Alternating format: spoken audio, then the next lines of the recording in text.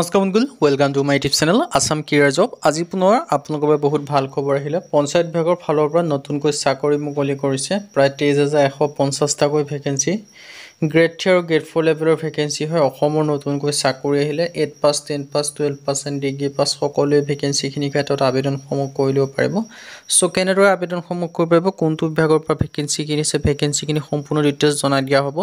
চ' যদি ভিডিঅ'টো ভাল পায়, ভিডিঅ' লাইক কৰিব পাৰে, লগৰ চেনেলটো ছাবস্ক্ৰাইব কৰিব পাৰে। এনেকুৱা ধৰণৰ ভিডিঅ'সমূহ প্ৰতিদিনে পাই থাকিব পাৰে। আৰু আমাৰ হোৱাটছআপ চেনেল লিংক ভিডিঅ' ডিছক্ৰিপশ্যনত দিয়া আছে, তাত গৈ ফ'ল'টো কৰি দিব পাৰে। তেতিয়া আপোনালোকে ডেইলি জবৰ আপডেটসমূহ পাই থাকিব পাৰিব। আৰু ভিডিঅ' যিমান পাৰে সিমান শ্বেয়াৰ কৰি দিয়ক, যাতে সকলো কোনোবাই ডেইলি জবৰ আপডেটসমূহ পাই থাকিব পাৰে।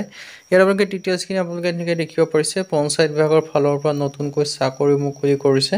পঞ্চায়ত ৰাজ বিভাগ recruitment 2025 apply online for 23,175 vacancy, মানে 23,000+ ভেকেঞ্চি আপোনালোকে দেখিবলৈ পাব। চ' কেনেদৰে আবেদনসমূহ কৰিব পাৰিব মই সকলোখিনি কথা ডিটেইলছ জনাই আছোঁ। ভেকেঞ্চিখিনি ক'ৰ পৰা আহিছে, কেনেকুৱা ধৰণৰ কি হয়, সকলোখিনি কথা জনাই আছোঁ। চ' ভিডিঅ'টো আপোনালোকে শেষলৈকে চাই থাকিব। তেওঁলোকে হৈছে পঞ্চায়ত ৰাজ বিভাগ ৰিক্ৰুইটমেণ্ট, আৰু এইটো ভেকেঞ্চি আপোনালোকৰ অল ইণ্ডিয়া কেন্দ্ৰীয় আবেদনসমূহ কৰিব পাৰে। এইটো অকল অসমৰ ভেকেঞ্চি নহয়, এইটো হৈছে অল ইণ্ডিয়া লেভেলত আপোনালোকে আবেদনসমূহ কৰি ল'ব পাৰিব। এই ভেকেঞ্চিকেইটাৰ ক্ষেত্ৰত মানে ভাৰতৰ যিমানকেইখন ষ্টেট আছে সকলো ষ্টেটৰ কেণ্ডিডেট ভেকেঞ্চিখিনিৰ ক্ষেত্ৰত আবেদনসমূহ কৰি ল'ব পাৰে অনলাইনসমূহ।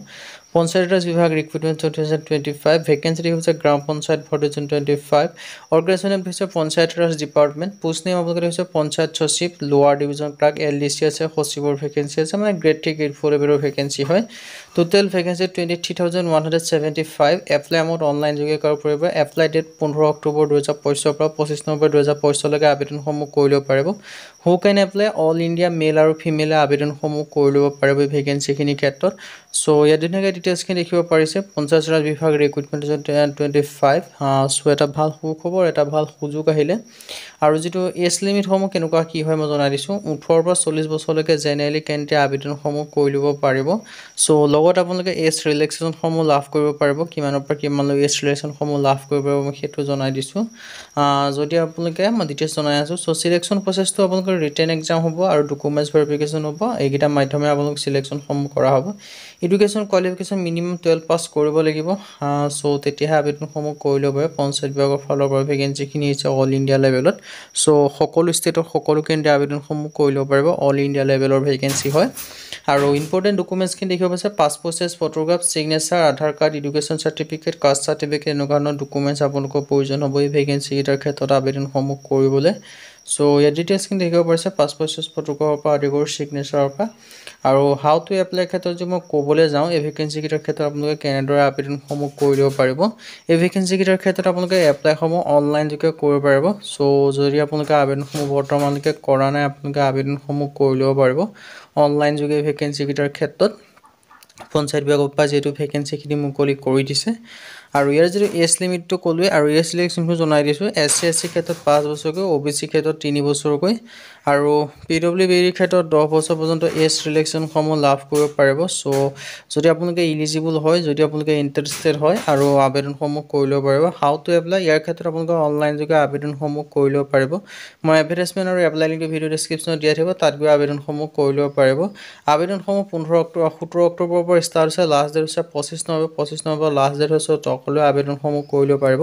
আৰু এইটো অল ইণ্ডিয়া লেভেলৰ ভেকেঞ্চি হয় পঞ্চায়ত বিভাগৰ। চ' সকলো ষ্টেটৰ সকলো কেন্দ্ৰীয় ভেকেঞ্চিখিনিৰ ক্ষেত্ৰত আবেদনসমূহ কৰি ল'ব পাৰিব। এডভাৰটাইজমেণ্ট আৰু এপ্লাই লিংকটো ভিডিঅ' ডিছক্ৰিপশ্যনত দিয়া আছে, সেই লিংকৰ পৰা গৈ আপোনালোকে অনলাইন যোগে আবেদনসমূহ কৰি ল'ব পাৰিব। পঞ্চায়ত বিভাগৰ পৰা যিহেতু ভেকেঞ্চিখিনি আপোনালোকৰ বাবে মুকলি কৰি দিছে। চ' এটা ভাল সুখবৰ, এটা ভাল সুযোগ আপোনালোকৰ বাবে মুকলি কৰিছে পঞ্চায়ত বিভাগৰ ফালৰ পৰা। চ' এতিয়ালৈকে যে বৰ্তমানলৈকে যে আপোনালোকে আবেদনসমূহ কৰা নাই, আবেদনসমূহ কৰি ল'ব পাৰিব। ছিগনেচাৰ চিলেকশ্যন প্ৰচেছৰ কথা ক'লোঁ, আকৌ এবাৰ ডকুমেণ্টছখিনি জনাইছোঁ। Passport size photograph, signature, Aadhaar card, education certificate, caste certificate, age proof, এনেকুৱা ধৰণৰ ডকুমেণ্টছ হ'লে আপোনালোকে আবেদনসমূহ কৰি ল'ব পাৰিব। যদি ইণ্টাৰেষ্টেড হয়, যদি আপোনালোকে ইলিজিবল হয়, যদি আপোনালোকে আবেদনসমূহ কৰিম বুলি ভাবিছে বা বৰ্তমানলৈকে আবেদনসমূহ কৰা নাই, আপোনালোকে আবেদনসমূহ কৰি ল'ব পাৰিব। এডভাৰটাইজমেণ্ট আৰু এপ্লাই লিংক ভিডিঅ' ডিছক্ৰিপশ্যনত দিয়া থাকিব, তাৰ থ্ৰুদি গৈ আবেদনসমূহ কৰি ল'ব পাৰিব। আজি ভিডিঅ' ইমানে। যদি ভিডিঅ' ভাল পালে লাইক কৰিব পাৰে, লগতে চেনেলটো ছাবস্ক্ৰাইব কৰি ল'ব পাৰে। এনেকুৱা ধৰণৰ ভিডিঅ'সমূহ প্ৰতিদিনে পাই থাকিব। আৰু মোৰ হোৱাটছআপ চেনেল ভিডিঅ' ডিছক্ৰিপশ্যনত দিয়া আছে, তাত গৈ ফ'ল'টো কৰি দিব পাৰে। তেতিয়া আপোনালোকে ডেইলি জবৰ আপডেটসমূহ পাই থাকিব পাৰিব। আৰু ভিডিঅ'টো যিমান পাৰে সিমান শ্বেয়াৰ কৰি দিওঁ, যাতে সকলো কোনোবাই ডেইলি জবৰ আপডেটসমূহ পাই থাকিব পাৰে। আজিলৈকে ভিডিঅ'টোত লগ পাম।